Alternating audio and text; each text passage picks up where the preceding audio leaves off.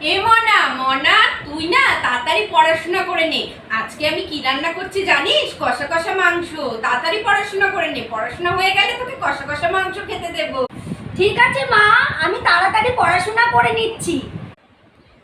যা, আমি তো মনাকে বললাম আমি মাংস রান্না করছি, কিন্তু বন্ধুরা জানো আমি কিন্তু মাছ রান্না করেছি। আমার মনাকে পড়াশোনা করানোর টেকনিক এইটা।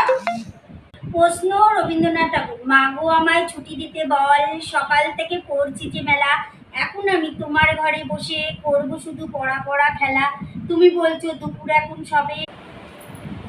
এ মনা, তোর পড়াশোনা হয়েছে? দেখ তোর জন্য কষা কষা মাংস এনেছি। হ্যাঁ মা, আমার পড়াশোনা হয়ে গেছে, দাও দাও। ও মা, এটা তো মাছ, এটা তো মাংস না, আমি খাবো না। উল্লু বানায়া বড় মজা আয়া। ভালো লাগলে লাইক কমেন্ট